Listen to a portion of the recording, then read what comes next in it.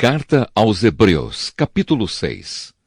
Assim vamos em frente, a fim de chegarmos ao ensinamento de adultos, deixando para trás as primeiras lições da mensagem de Cristo. Nós não vamos colocar de novo as bases dessa mensagem, isto é, a necessidade de abandonar uma vida inútil e de crer em Deus. O ensinamento a respeito dos batismos e da cerimônia de pôr as mãos sobre os cristãos e a ressurreição dos mortos e o julgamento eterno. Vamos em frente. E se Deus quiser, é isso o que faremos. Como é que as pessoas que abandonaram a fé podem se arrepender de novo? Elas já estavam na luz de Deus, já haviam experimentado o dom do céu e recebido a sua parte do Espírito Santo. Já haviam conhecido por experiência que a palavra de Deus é boa e tinham experimentado os poderes do mundo que há de vir. Mas depois abandonaram a fé. É impossível levar essas pessoas a se arrependerem de novo, pois estão crucificando outra vez o Filho de Deus e zombando publicamente dele.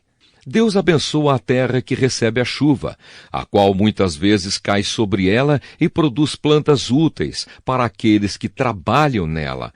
Mas a terra que produz mato e espinhos não serve para nada. Ela corre o perigo de ser amaldiçoada por Deus e acaba sendo queimada. Porém, ainda que falemos dessa maneira, meus queridos irmãos, estamos certos de que vocês têm as melhores bênçãos que vêm da salvação. Deus não é injusto. Ele não esquece o trabalho que vocês fizeram, nem o amor que lhe mostraram na ajuda que deram e ainda estão dando aos seus irmãos na fé. O nosso profundo desejo é que cada um de vocês continue com entusiasmo até o fim, para que, de fato, recebam o que esperam. Não queremos que se tornem preguiçosos, mas que sejam como os que creem e têm paciência, para que assim recebam o que Deus prometeu. A certeza da promessa de Deus. Deus fez a promessa a Abraão e jurou cumpri-la. E como não havia ninguém maior do que ele mesmo, Deus jurou pelo seu próprio nome. Ele disse a Abraão: Eu prometo que abençoarei você ricamente e lhe darei muitos descendentes. Abraão teve paciência e por isso recebeu o que Deus havia prometido. Quando alguém jura, usa o nome de uma pessoa que é maior do que ele, e o juramento acaba com qualquer discussão. Deus quis deixar bem claro aos que iam receber o que ele havia prometido que jamais mudaria a sua decisão. Por isso, junto com a promessa, fez o juramento. Portanto, há duas coisas que não podem ser mudadas, e a respeito delas, Deus não pode mentir. E assim nós, que encontramos segurança nele, nos sentimos muito encorajados a nos manter firmes na esperança que nos foi dada. Essa esperança mantém segura e firme a nossa vida, assim como a âncora mantém seguro o barco. Ela passa pela cortina do templo do céu e entra no lugar santíssimo celestial. Foi lá que, para o nosso bem, Jesus entrou antes de nós, e ele se tornou para sempre o grande sacerdote na ordem do sacerdócio de Melquisedeque. Carta aos Hebreus, capítulo 7. Melquisedeque, rei e sacerdote. Esse Melquisedeque era rei da cidade de Salém e sacerdote do Deus Altíssimo. Quando Abraão estava voltando da batalha em que matou os reis, Melquisedeque foi ao encontro dele e o abençoou. Abraão lhe deu a 10ª parte de tudo o que ele havia tomado dos inimigos na batalha. O nome de Melquisedeque quer dizer, primeiramente, Rei da Justiça. E porque ele era rei de Salém, o seu nome também quer dizer Rei da Paz. Não se conhece o pai, nem a mãe, nem qualquer antepassado de Melquisedeque. E também não se sabe nada sobre o seu nascimento ou sobre a sua morte. Por ser como o Filho de Deus, ele continua sacerdote para sempre. Vejam como Melquisedeque era grande. Abraão, o patriarca, lhe deu a 10ª parte de tudo o que havia tomado dos inimigos na batalha. Conforme a lei de Moisés, os sacerdotes que são descendentes de Levi têm a obrigação de receber do povo a 10ª parte de tudo. Eles recebem dos seus próprios patrícios, embora estes também sejam descendentes de Abraão. Melquisedeque não era descendente de Levi, mas recebeu a 10ª parte daquilo que Abraão havia tomado na batalha e o abençoou. Sim, abençoou o próprio Abraão, que havia recebido as promessas de Deus. Não há dúvida de que aquele que abençoa é mais importante do que aquele que é abençoado. No caso dos sacerdotes, a 10ª parte é recebida por homens que um dia vão morrer. Mas no caso de Melquisedeque, como dizem as Escrituras Sagradas, a 10ª parte foi recebida por alguém que continua vivo.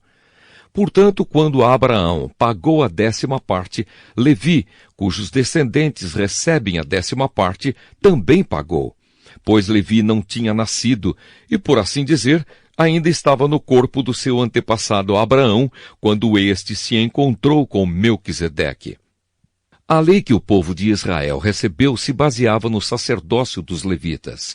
Ora, se o trabalho dos sacerdotes levitas tivesse sido perfeito, não haveria necessidade de aparecer outro tipo de sacerdote da ordem do sacerdócio de Melquisedeque e não da ordem de Arão. Pois quando se muda o sacerdócio, a lei também precisa ser mudada. E o nosso Senhor Jesus, a respeito de quem são ditas essas coisas, pertencia a outra tribo. E nenhum membro dessa tribo jamais serviu como sacerdote. É sabido que, por nascimento, Jesus, o nosso Senhor, pertencia à tribo de Judá, e Moisés não disse nada dessa tribo quando falou a respeito de sacerdotes. Outro sacerdote como Melquisedeque. E tudo isso se torna bem mais claro, pois surgiu um sacerdote diferente, parecido com Melquisedeque.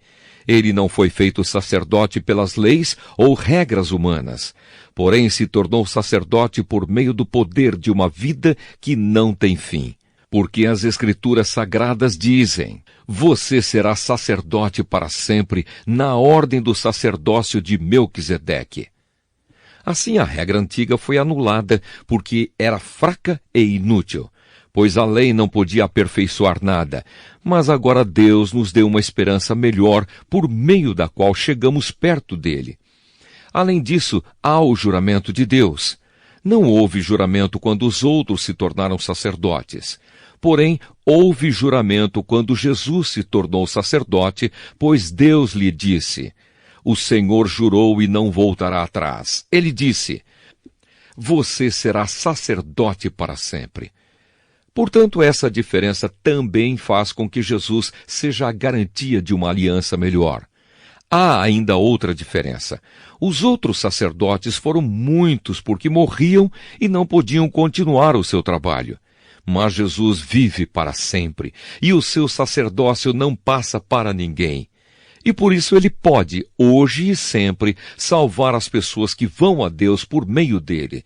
Porque Jesus vive para sempre, a fim de pedir a Deus em favor delas. Por isso Jesus é o grande sacerdote de que necessitamos. Ele é perfeito e não tem nenhum pecado ou falha. Ele foi separado dos pecadores e elevado acima dos céus. Ele não é como os outros grandes sacerdotes. Não precisa oferecer sacrifícios todos os dias, primeiro pelos seus próprios pecados e depois pelos pecados do povo. Ele ofereceu um sacrifício uma vez por todas, quando se ofereceu a si mesmo. A lei de Moisés escolheu homens que são imperfeitos para serem grandes sacerdotes, mas pela promessa feita com juramento, a qual veio depois da lei de Moisés, Deus escolhe o Filho que se tornou perfeito para sempre. Carta aos Hebreus, capítulo 8. Jesus, o grande sacerdote da nova aliança. A coisa mais importante de tudo o que estamos dizendo tem a ver com o sacerdote que nós temos. Ele é o grande sacerdote que está sentado no céu, do lado direito do trono de Deus, o Todo-Poderoso. Ele faz o seu serviço no lugar santíssimo, na verdadeira tenda que foi armada pelo Senhor e não por seres humanos. Todo grande sacerdote é escolhido para apresentar a Deus as ofertas e os sacrifícios de animais. E por isso é necessário que o nosso grande sacerdote tenha também alguma coisa para oferecer. Se ele estivesse na terra, não seria sacerdote, pois existem sacerdotes que apresentam as ofertas de acordo com a lei de Moisés. O trabalho que esses sacerdotes fazem é, de fato, somente uma cópia e uma sombra do que está no céu. Foi isso que aconteceu quando Deus falou com Moisés. Quando Moisés estava para construir a tenda, Deus disse: tenha cuidado para fazer tudo de acordo com o modelo que eu lhe mostrei no monte.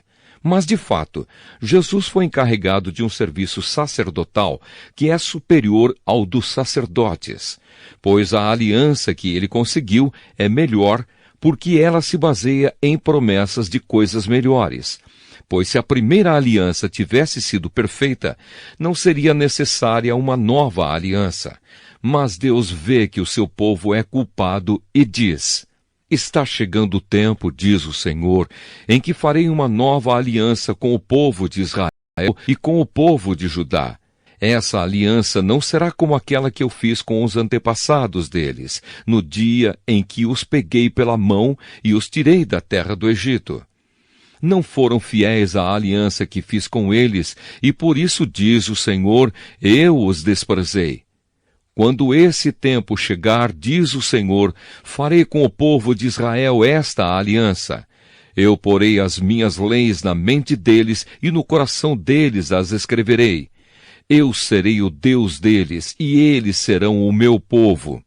Ninguém vai precisar ensinar o seu patrício nem o seu parente, dizendo: procure conhecer o Senhor, porque todos me conhecerão, tanto as pessoas mais humildes como as mais importantes, pois eu perdoarei os seus pecados e nunca mais lembrarei das suas maldades. E quando Deus fala da nova aliança, é porque ele já tornou velha a primeira. E o que está ficando velho e gasto vai desaparecer logo.